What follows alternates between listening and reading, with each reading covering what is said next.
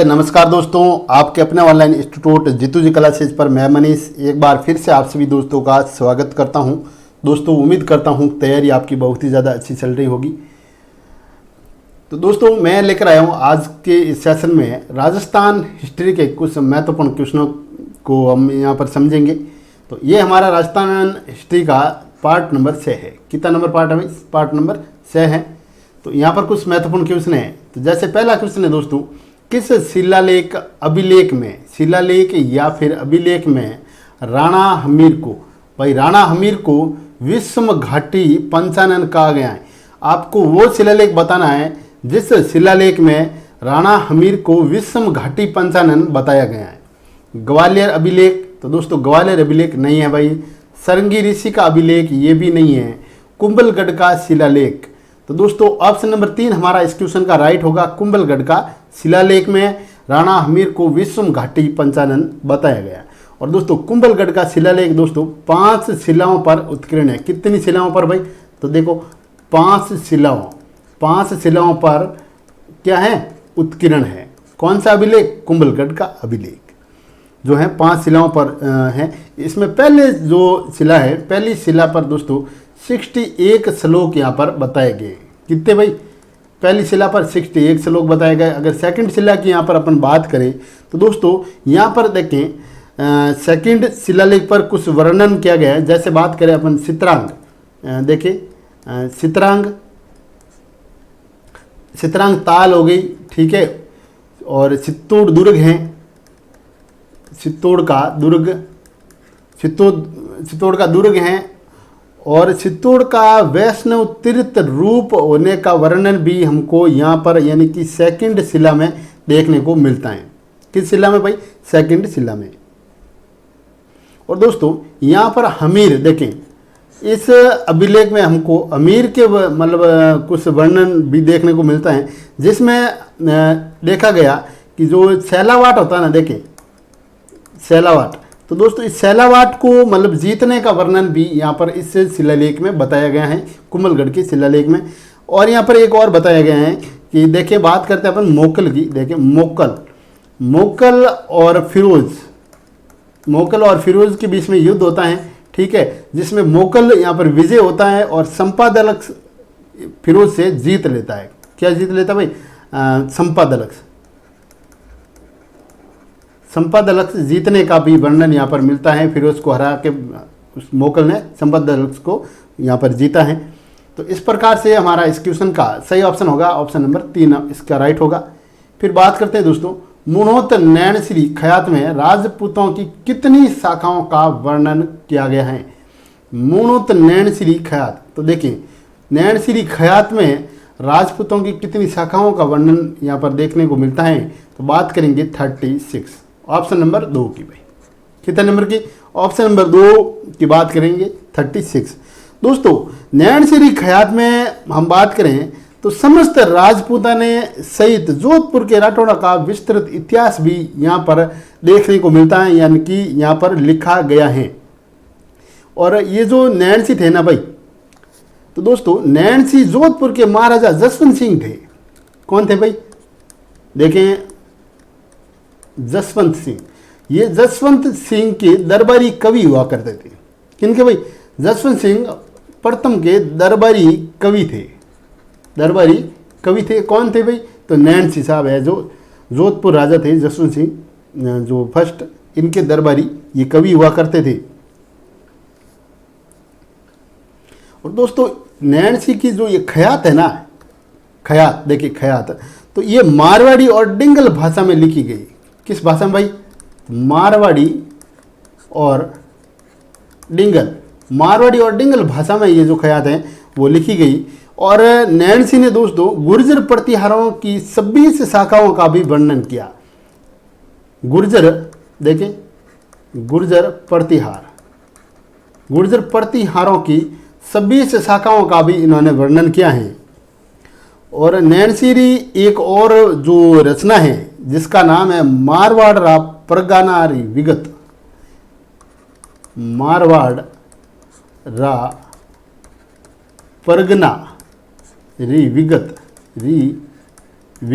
ये भी एक रचना है इनकी, किनकी भाई, तो मोनोत्त नैणसीरी, ये भी एक मतलब जो रचना है ये इनकी भी इनकी रचना है, मोनोत्त नैणसी साहब की ये रचना है।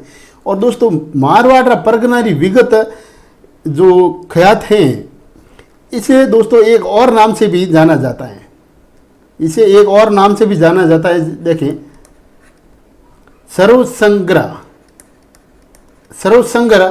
के नाम से भी इन्हें जाना जाता है, मारवाड़ परगनारी विगत को।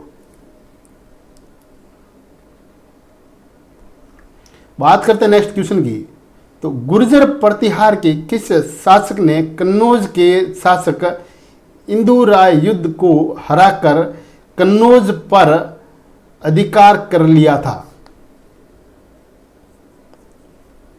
बताएं भाई, गुर्जर प्रतिहार के किस शासक ने, कन्नौज के शासक जो थे इंदिरायुध थे, यहां पर देखें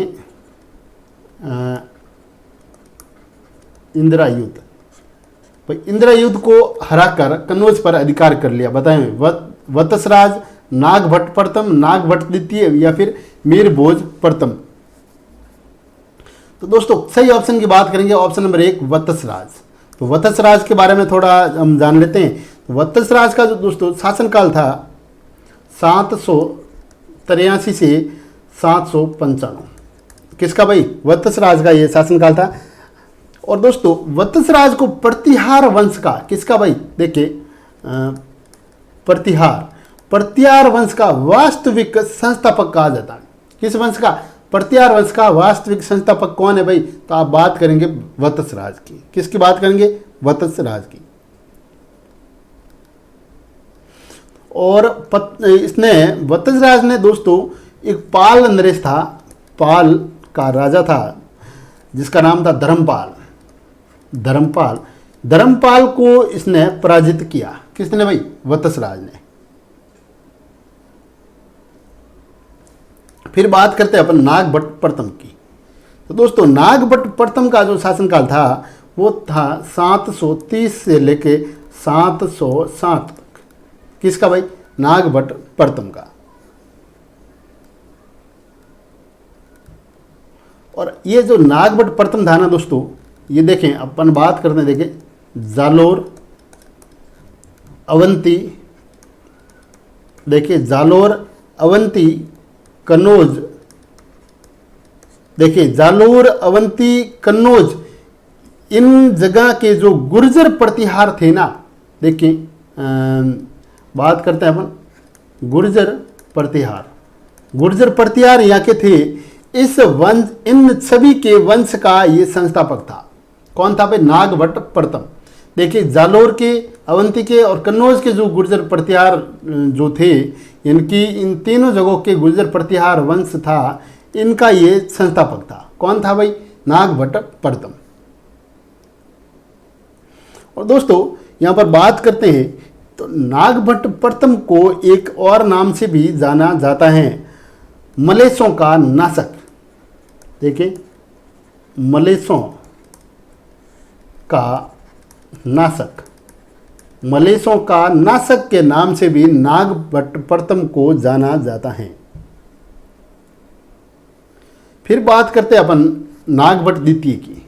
तो दोस्तों नागभट्ट जो सेकंड है, इसका शासनकाल था भाई अपने 795 से 833, 795 से 833 का शासनकाल जो था वो नागभट्ट द्वितीय का था। किसका था, नागभट्ट द्वितीय का था। और इनका जो दरबार था ना दोस्तों, किसका भाई, इसका जो दरबार था वो देखे नागावलोक के नाम से जाना जाता था। देखे नागावलोक के नाम से जाना जाता था। इनके दरबार को नागावलोक कहा जाता था और नागभट्ट प्रथम के दरबार को भी नागावलोक के नाम से जाना जाता था।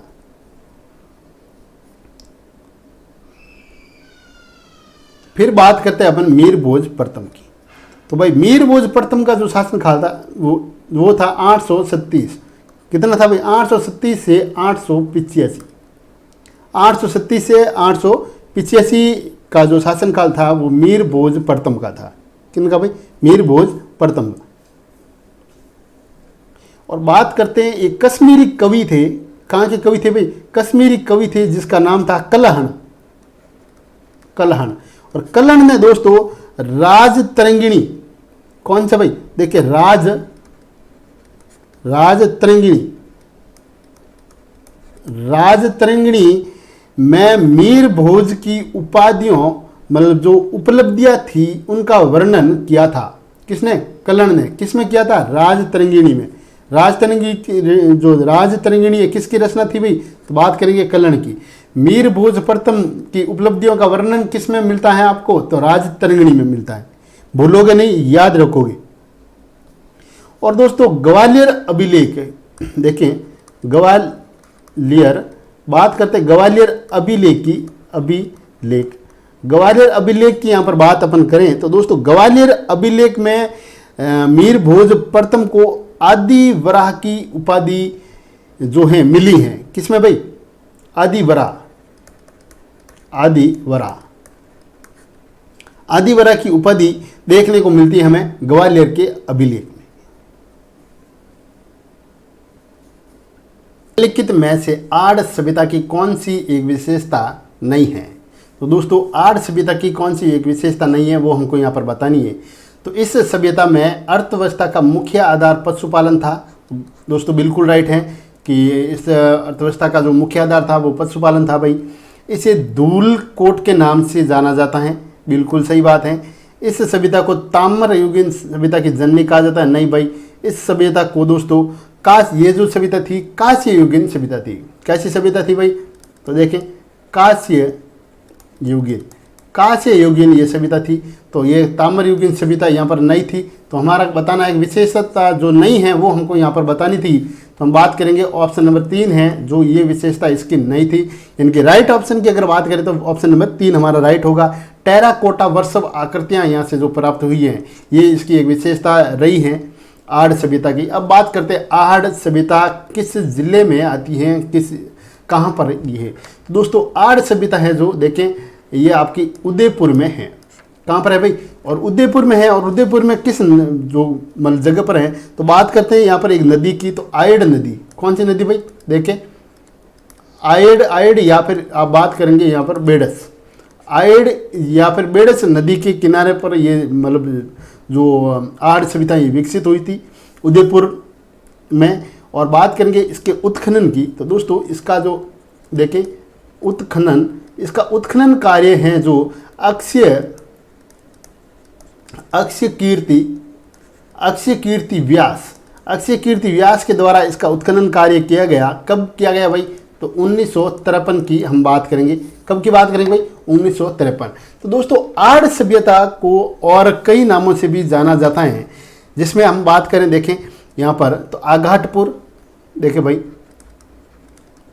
आघाटपुर, ठीक है, धूलकोट, दुल्लरकोट,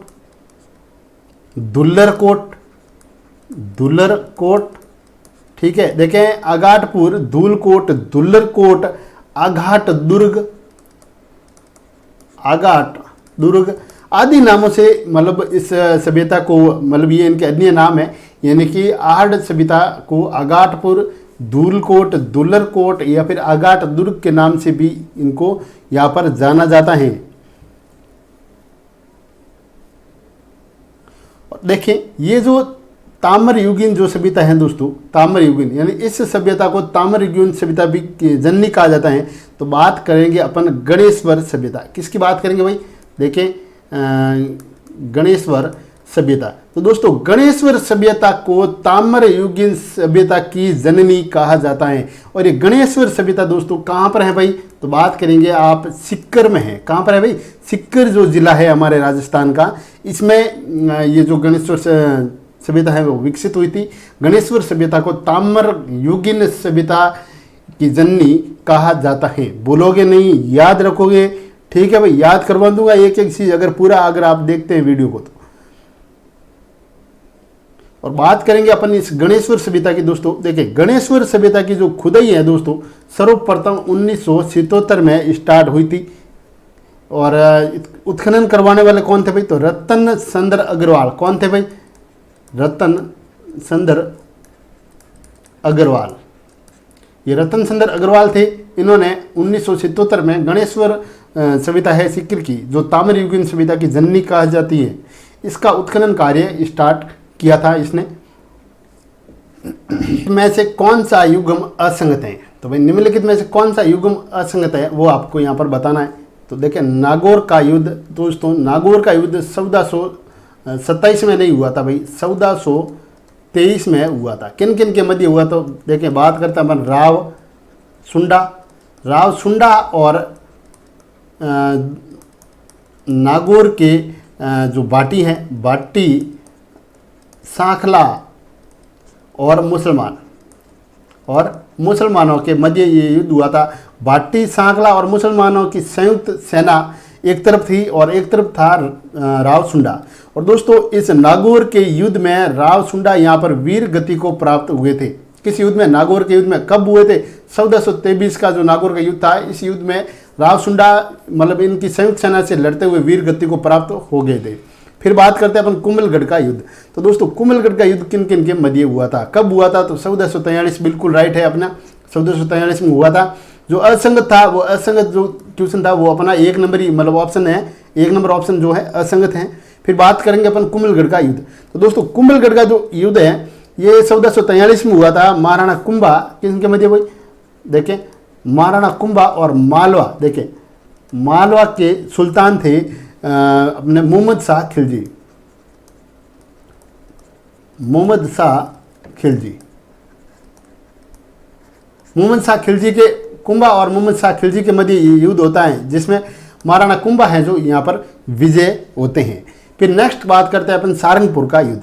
दोस्तों सारंगपुर का जो युद्ध है ये मतलब 1437 में होता है और इस युद्ध में भी मतलब देखिए ये युद्ध भी महाराणा कुंभा और इस मालवा के सुल्तान जो थे मोहम्मद शाह खिलजी, इनके मध्य हुआ था। ये कौन सा युद्ध भाई? सारंगपुर का युद्ध और कुंभलगढ़ का युद्ध, दोनों युद्ध इन दोनों के मध्य हुआ था, महाराणा कुंभा और इनके मध्य भाई मोहम्मद शाह खिलजी के मध्य। फिर बात करते हैं अपन बयाना भरतपुर की।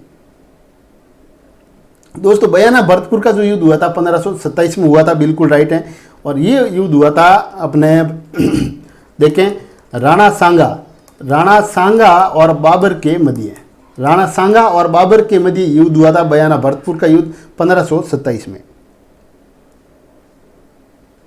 और दोस्तों इस युद्ध में राणा सांगा की देखें महान विजय हुई थी इस युद्ध में। किस युद्ध में भाई? बयाना भरतपुर के युद्ध में बाबर को हराया था राणा सांगा ने 1527 में, बयाना का युद्ध। नेक्स्ट अपन बात करते हैं क्वेश्चन की। तो महाराणा कुंभा के काल में प्रसिद्ध ग्रंथ तीर्थमाला की रचना किसने की थी?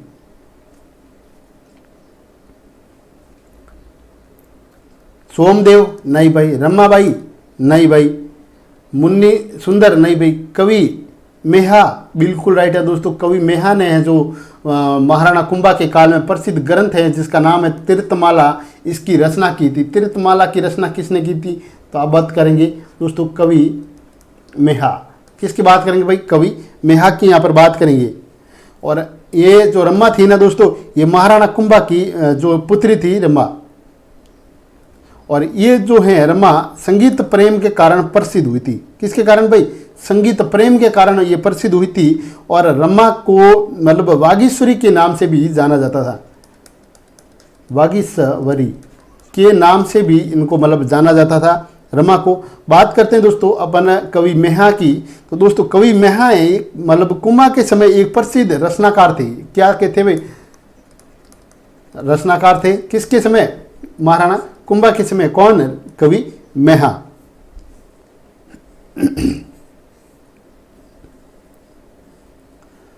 तो इन्होंने किस ग्रंथ की रचना की? तो आप बात करेंगे तीर्थमाला ग्रंथ की। किसकी रचना भाई?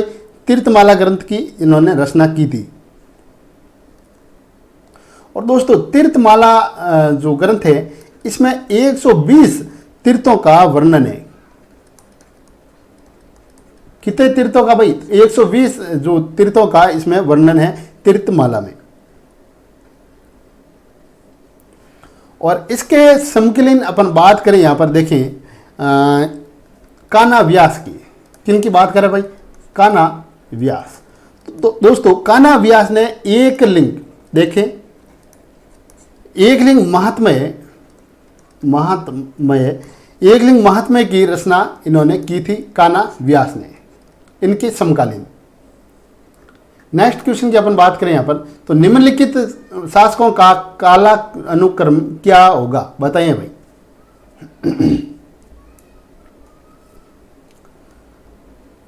देखें यहाँ पर महाराणा जगत सिंह प्रथम, तो दोस्तों महाराणा जगत सिंह प्रथम, महाराणा राज सिंह प्रथम, महाराणा अमर सिंह प्रथम, राणा करण सिंह। तो हम बात करते हैं सबसे पहले महाराणा अमर सिंह प्रथम की, तो 3 नंबर को यहाँ पर पहले लेते हैं। फिर बात करते हैं राणा करण सिंह की, तो दोस्तों 4 नंबर पे इनको ले लेते हैं। फिर बात करते हैं महाराणा जगत सिंह की, तो 1 नंबर पे लेते हैं। फिर महाराणा राज सिंह प्रथम, तो 2 नंबर पे। इस प्रकार से ये इनका काला अनुक्रम है, यानी कि ये 1 नंबर पे रहेंगे, ये 2 नंबर पे आ जाएंगे। और बात करते हैं अपन, देखें ठीक है, ये मतलब 3 नंबर 1 नंबर पे आ जाएगा, 4 नंबर 2 नंबर पे आ जाएगा। उसके बाद में अपन बात करें देखिए 3 नंबर की, तो ये आ जाएगा 3 नंबर पर, यानी कि 1 नंबर 3 नंबर पे आ जाएगा और 2 नंबर है ये आ जाएगा आपका 4 नंबर पर। तो अगर यहाँ पर जैसे मान लो अपन आंसर की बात करें, तो आप बात करेंगे 3, 4, 1 और 2। इनके सबसे पहले आप बात करेंगे महाराणा अमर सिंह प्रथम की, उसके बाद में राजा करण सिंह की बात करेंगे, उसके बाद में महाराणा जगत सिंह प्रथम की बात करेंगे और राणा राज सिंह प्रथम की बात करेंगे यहाँ पर 4 नंबर पर। ठीक है भाई। नेक्स्ट क्वेश्चन की बात करें, राजपुताने का वह प्रथम शासक कौन था जिसने अपनी रणनीति में, देखिए अपनी रणनीति में दुर्ग के स्थान पर जंगल और पहाड़ी क्षेत्र को अधिक महत्व दिया था। राव मालदेव, राणा प्रताप, राव सुंदरसेन, मोटा राजा उदय सिंह।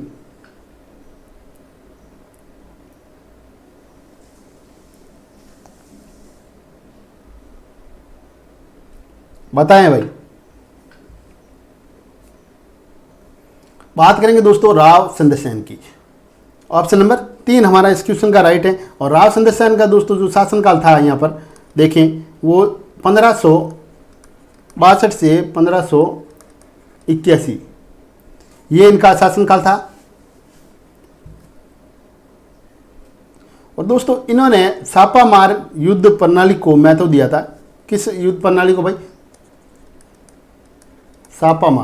छापामार युद्ध प्रणाली को इन्होंने महत्व दिया था। और एक बात देखिए अपन इस क्वेश्चन में अपन बात करें तो इनके शासनकाल भी मैं आपको बताना चाहूँगा यहाँ पर।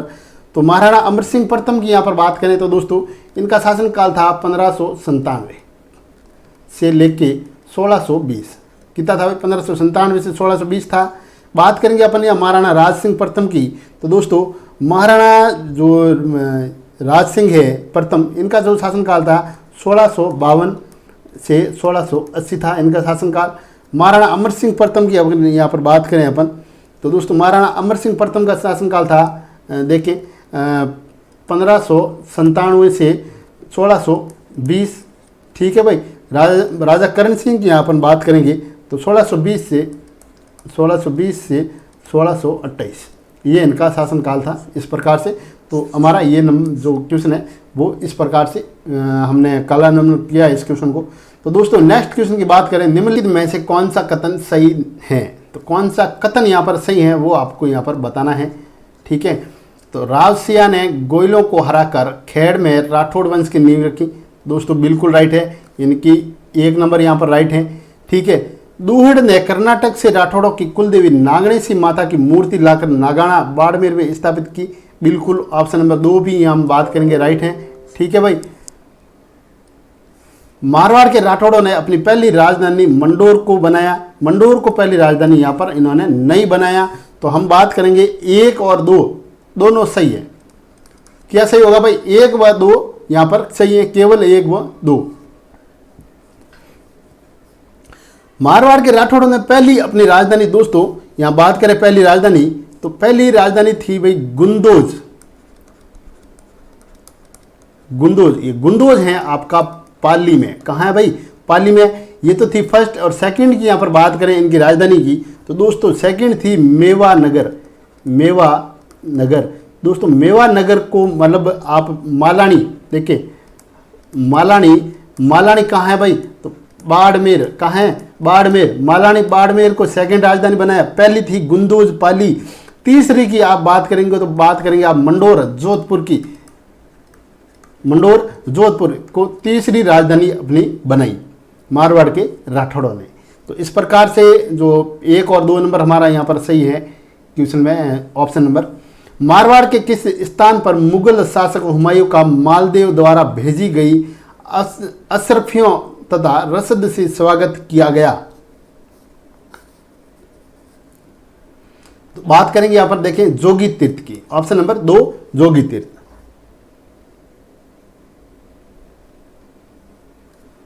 नेक्स्ट क्वेश्चन की बात करते हैं दोस्तों। यहां पर बीकानेर का वह प्रथम शासक कौन था जिसने नागौर दरबार में अकबर की अधीनता स्वीकार की थी? बीकानेर का वो प्रथम शासक कौन था भाई जिसने नागौर दरबार में अकबर की अधीनता स्वीकार की? तो हम बात करेंगे यहाँ पर देखें ऑप्शन नंबर 4 की राव कल्याण सिंह। कौन थे भाई? राव कल्याण सिंह थे। यहाँ पर होता क्या है, एक छोटी सी मतलब 1-2 घटनाएं यहाँ पर घटित होती हैं। बात करते हैं 1541 की। किसकी बात करते हैं भाई? 1541 में क्या होता है, जोधपुर के शासक होते हैं, कहाँ के भाई? देखें जोधपुर के शासक होता है मालदेव। दोस्तों जोधपुर के शासक मालदेव 1541 को बीकानेर पर आक्रमण करते हैं। कहाँ पर भाई? बीकानेर। बीकानेर पर आक्रमण करते हैं और यहाँ के जो शासक होते हैं बीकानेर के वो हैं राव जैतसी। कौन थे भाई? राव जैतसी। राव जैतसी बीकानेर के शासक होते हैं और मालदेव बीकानेर पर यहाँ पर अटैक करता है और यहाँ पर इस युद्ध में राव जैतसी हैं जो मतलब वीर गति को प्राप्त होते हैं, यानी कि इस युद्ध में राव जैतसी मारे जाते हैं। ठीक है, कौन सा युद्ध होता है भाई? ये बीकानेर का युद्ध होता है। कब होता है? 1541 को। जोधपुर जो नरेश होते हैं मालदेव, ये बीकानेर पर अटैक करते हैं और इस युद्ध में राव जैतसी यहाँ पर मारे जाते हैं। उसके बाद में बात करते हैं, मारे जाते हैं और बीकानेर पर किसका शासन हो जाता है? मालदेव का। किसका शासन भाई? मालदेव का। उसके बाद में बात करते हैं 1544 की। 1544 को एक युद्ध होता है, आपको याद होगा। तो युद्ध का नाम है दोस्तों गिरी सुमेल का युद्ध। कौन सा युद्ध है भाई? देखें गिरी सुमेल। गिरी सुमेल का युद्ध होता है। किन किन के मध्य होता है? जोधपुर नरेश मालदेव और शेरशाह सूरी के मध्य ये युद्ध होता है। ठीक है भाई, शेरशाह के मध्य ये युद्ध होता है। फिर इसमें क्या होता है कि इस युद्ध में राव कल्याणमल जो राव जैतसी के पुत्र होते हैं, राव कल्याणमल राव जैतसी के पुत्र होते हैं, वो यहाँ पर शेरशाह की क्या करते हैं भाई? सहायता करते हैं, यानी कि मदद करते हैं गिरी सुमेल के युद्ध में। शेरशाह की सहायता कौन करते हैं? राव कल्याणमल। राव कल्याणमल किनके पुत्र थे? राव जैतसी के। किन के विरुद्ध करते हैं? मालदेव के विरुद्ध करते हैं और इस युद्ध में मालदेव यहाँ पर हार जाते हैं। कौन हारते हैं भाई? मालदेव की यहाँ पर पराजय होती है इस युद्ध में। किस युद्ध में? तो गिरी सुमेल के युद्ध में।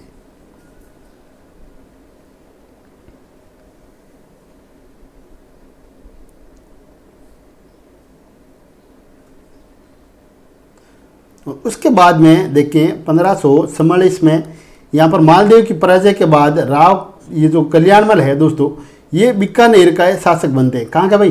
बीकानेर। ये बीकानेर के शासक बनते हैं। क्यों बनते हैं? क्योंकि इन्होंने ये मतलब शेरशाह की यहाँ पर सहायता करते हैं। शेरशाह की सहायता करते हैं। शेरशाह ने इनको बीकानेर का जो शासन है जो वो दे दिया था राव कल्याणमल को। राव कल्याणमल को दे दिया था बीकानेर का शासन। फिर बात करते हैं अपन 1570 की। कब की बात करते हैं?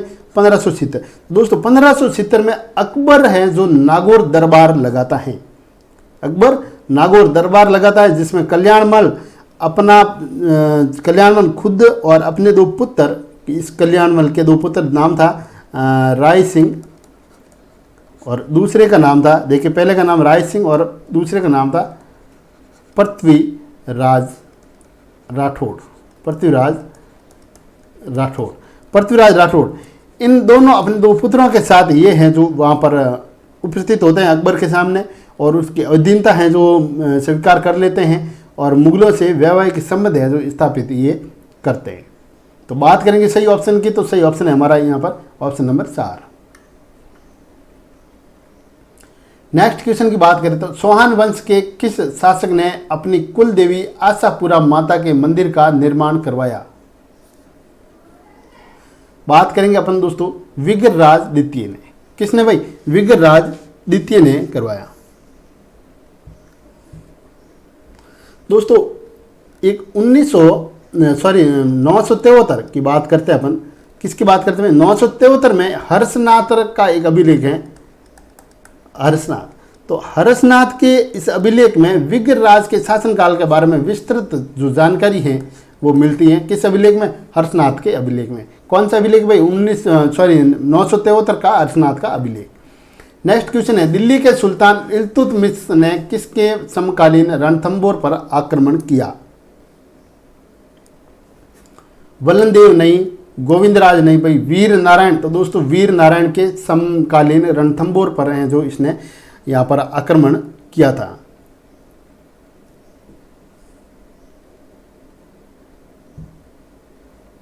नेक्स्ट क्वेश्चन की बात करें कस्बा वंश के किस शासक को अकबर ने अमीर ए उल उमरा की उपाधि दी थी?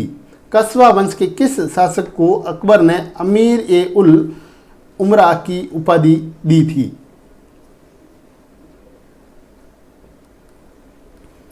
राजा भारमल को। किसको दी थी भाई? राजा भारमल को है जो ये उपाधि दी थी। कौन सी उपाधि? अमीर ए उल उमरा की उपाधि राजा भारमल से संबंधित है। भूलोगे नहीं, याद करोगे। निम्नलिखित को कालानुक्रम में व्यवस्थित कीजिए। तो दोस्तों निम्नलिखित को कालानुक्रम में व्यवस्थित हमको यहाँ पर करना है। तुंगा का युद्ध है, पाटन का युद्ध है, मालपुरा का युद्ध है और बंटवाड़ा का यहाँ पर युद्ध है। देखें बात करते हैं यहाँ पर। देखिए सबसे पहले अपन तुंगा के युद्ध की। तो दोस्तों तुंगा का युद्ध होता है 1787। ठीक है भाई, 1787 में होता है। फिर बात करते हैं अपन पाटन का युद्ध। तो दोस्तों पाटन का युद्ध होता है 1790 में। ठीक है भाई। फिर मालपुरा का युद्ध। तो दोस्तों मालपुरा का जो युद्ध होता है 1800 में होता है। ठीक है। बंटवाड़ा का युद्ध की बात करें तो 1761 में होता है। तो बताएं भाई, ऐसे नंबर लगा के बताएं 1 2 3 4 के हिसाब से कमेंट करें कि व्यवस्थित क्रम में आप बताएं भाई। तुंगा का युद्ध 1787, पाटन का युद्ध 1790, मालपुरा का युद्ध 1800 में होता है और बंटवाड़ा का युद्ध की बात करें तो 1761 में होता है। तो दोस्तों देखिए अपन बात करेंगे तो पहले सबसे पहले देखिए 61 है तो आप बात करेंगे 4 नंबर की। उसके बाद में देखिए 87 है, 87 है तो आप बात करेंगे 1 नंबर की। ठीक भाई। उसके बाद में देखिए 90 है, 1790 तो बात करेंगे यहाँ पर 2 नंबर की और फिर 1800 है तो 4 नंबर की। इस प्रकार से राइट होगा 4 नंबर, 1 नंबर, 2 नंबर और फिर 3 नंबर। 3 नंबर आएगा यहाँ पर, सबसे लास्ट में 3 नंबर आएगा। 4 नंबर, 1 नंबर, 2 नंबर और ये 3 नंबर। इस प्रकार से हमने इसको यहाँ पर जो है व्यवस्थित क्रम में किया है। नेक्स्ट क्वेश्चन की यहाँ पर बात करें तो देखें यहाँ पर सूची 1 को कुप्रथाएं एवं सूची 2 में उनको समाप्त करने वाले शासकों का नाम दिया गए हैं। इनको सुमेलित करना हमको उपरकूट को सही उत्तर का चयन कीजिएगा। सती प्रथा की बात करें दोस्तों तो सती प्रथा राव विष्णु सिंह ने समाप्त की थी। किसने भाई की थी? तो सती प्रथा दोस्तों है जो अपन बात करेंगे राव विष्णु सिंह ने समाप्त की थी यहाँ पर।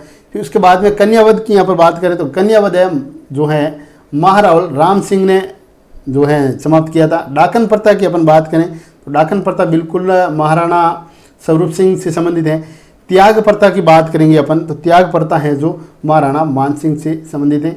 यानी कि 2 नंबर, 1 नंबर, 3 नंबर और 4 नंबर। इस प्रकार से ये है जो व्यवस्थित क्रम में है, इनकी सही मतलब इनको हमने सुमेलित यहाँ किया है।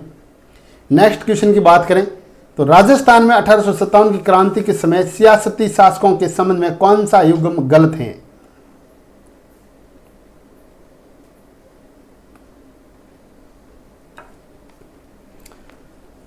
देखिए उदयपुर जगत सिंह। तो दोस्तों उदयपुर जगत सिंह ये मतलब जो गलत है बात करेंगे कौन सा युग्म गलत है तो ऑप्शन नंबर 1 की बात करेंगे भरतपुर जसवंत सिंह बिल्कुल है। कोटा की बात करें तो राम सिंह है। जोधपुर की बात करेंगे तो अपन यहाँ पर तखत सिंह की बात करेंगे। तो उदयपुर की बात करेंगे दोस्तों तो उदयपुर देखें यहाँ पर सियासती शासकों के संबंध में बताना था हमको। तो कोटा में राम सिंह थे, बिल्कुल ठीक है। शासक उदयपुर में जो थे जगत सिंह नहीं थे भाई, उदयपुर में स्वरूप सिंह थे। कौन थे भाई? स्वरूप सिंह। स्वरूप सिंह कौन थे भाई? स्वरूप सिंह। तो ऑप्शन नंबर 1 हमारा है जो युग्म गलत है, वो ऑप्शन नंबर 1 है। निम्नलिखित में से किस समाचार पत्र द्वारा बिजूलिया किसान आंदोलन को राष्ट्रीय स्तर पर पहचान मिली? प्रताप नहीं भाई, राजस्थान केसरी नहीं, नवीन राजस्थान। नवीन राजस्थान से ऑप्शन नंबर 3 की बात करते हैं, नवीन राजस्थान।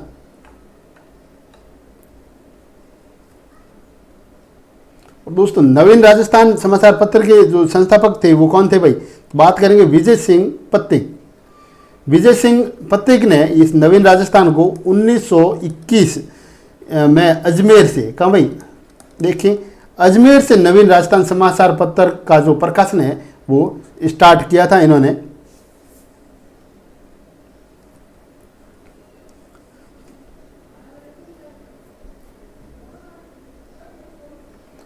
नेक्स्ट क्वेश्चन की बात करें, राजपुताना मध्य भारत सभा की स्थापना की गई तो 1918 में अजमेर में। कहां पर भाई?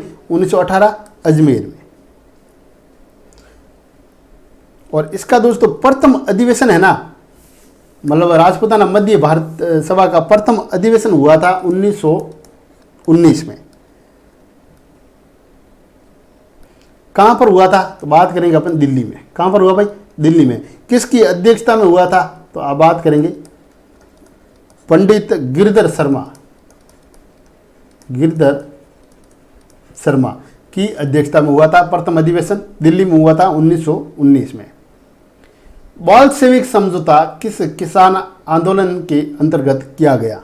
बोल्शेविक समझौता, तो दोस्तों बोल्शेविक जो समझौता है बैंगू किसान आंदोलन के अंतर्गत है जो किया गया था। ऑप्शन नंबर 3 की बात करेंगे राइट ऑप्शन के लिए। यहां पर अपन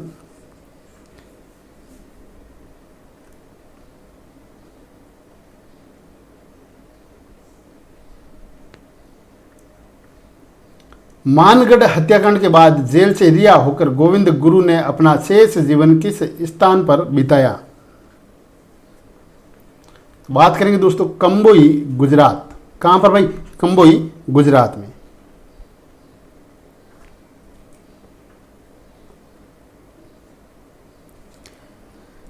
देखो एक क्या होता है कि बात करते हैं अपन गोविंदगिरी की। तो दोस्तों देखिए गोविंदगिरी, गोविंद गुरु या गोविंदगिरी एक ही है। तो इन्होंने 1913 में, कब भाई? 1913 में भिल्लों को दोस्तों हैं जो मानगढ़ पहाड़ी हैं यहाँ पर एकत्रित होने के लिए संदेश भेजा था। और बात करते हैं 17 नवंबर 1913 की।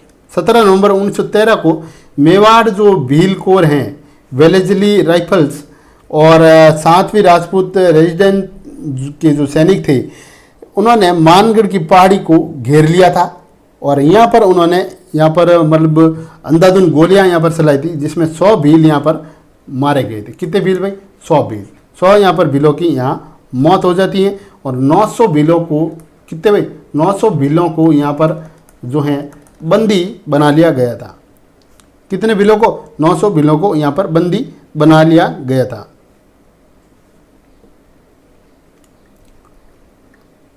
साप्ताहिक समाचार पत्र लोकवाणी का प्रकाशन किसकी स्मृति में किया गया?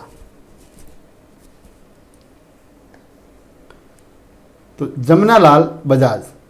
किन की स्मृति में भाई? तो बात करेंगे अपन जमनालाल बजाज की स्मृति में। ऑप्शन नंबर 1 की यहां पर बात करेंगे।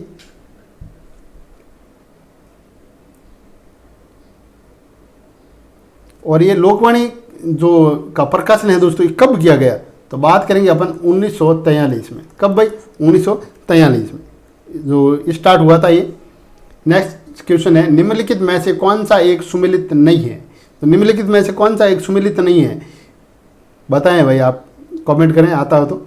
विद्या प्रसारणी सभा जो है 1911, सर्व हितकारी सभा 1907, सद विद्या प्रसारणी सभा 1920, मारवाड़ हितकारी सभा 1927। दोस्तों मारवाड़ी हितकारी सभा है जो 1927 हैं ये असुमेलित हैं, जो सुमेलित नहीं है भाई।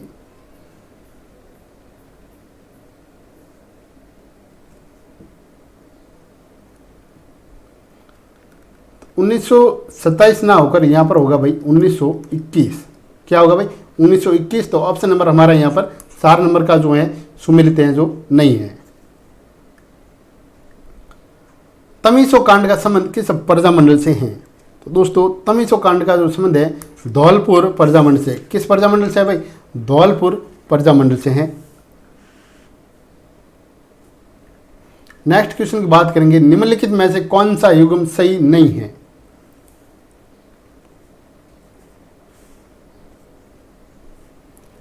देखिए मत्स्य यूनिट श्री शोभाराम, ये बिल्कुल ये राइट है। राजस्थान यूनिट गोकुल लाल आसवा, ये भी राइट है। यूनाइटेड स्टेट ऑफ राजस्थान की बात करेंगे माने के लाल वर्मा है। यूनाइटेड राजस्थान, तो दोस्तों यूनाइटेड राजस्थान की यहाँ पर बात करेंगे तो मोहनलाल सुखाड़िया नहीं है भाई यहाँ पर। तो कौन है भाई यूनाइटेड राजस्थान के? तो बात करेंगे हीरालाल शास्त्री की। किन की बात करेंगे भाई? हीरालाल शास्त्री। मोहनलाल सुखाड़िया नहीं हो गए, हीरालाल शास्त्री हैं। तो सुमेलित सही सुमेलित नहीं है तो नहीं होगा भाई अपना ऑप्शन नंबर, ये 4 नंबर का आंसर वो नहीं है। तो दोस्तों इस